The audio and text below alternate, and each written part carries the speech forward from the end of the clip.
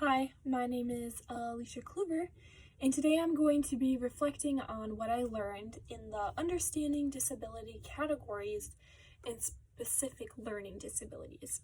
I want to start off by saying that I personally believe that it is important for teachers to be as knowledgeable as they can about the definitions, the characteristics, and what causes learning disabilities. Because once they understand this and they can see what's going on inside the child's mind, it allows them to teach the student to the best of their ability. When I was watching Through Your Child's Eyes, the video, they mentioned that teachers need to explain to students that they are not dumb or any less human because they learn differently than another student. They should have all the same opportunities at succeeding as their peers do. And they need to be able to understand that everyone is made differently. Therefore, everyone is going to learn a little bit differently and they're going to succeed in different areas.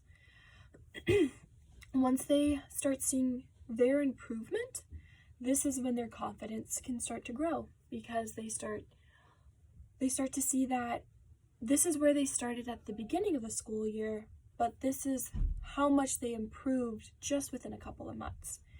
And this helps them step out of their comfort zones more.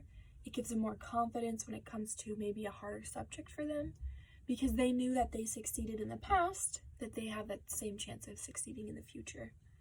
I think it's also important to understand that even if you have two students that have the exact same learning disability, this does not mean that they are going to learn the exact same way either.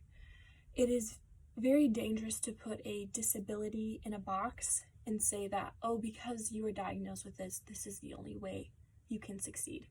I don't believe that. I believe that you can overcome those characteristics that you may have gotten diagnosed with, and you can still learn and be good at certain subjects, even though the world or doctors may tell them different. I learned that because these students some students are considered non-disabled, that they can be overlooked because they are not taken as a serious problem or maybe a serious struggle. And some teachers may even ignore the issue and just think it'll go away eventually, or they may outgrow it. Leaving the student to struggle through schoolwork is probably one of the worst things you could do for a student. You aren't even giving them a chance at growing by not helping them. I think it's important to not misunderstand these students, to see them not as a problem student, but rather take time to help them. Ignoring their behavior or struggles will only make it worse. Some teachers may think that if we ignore them, let's say in second grade, by third grade they'll have it figured out. Many times by the next grade it's worse than it was the grade before.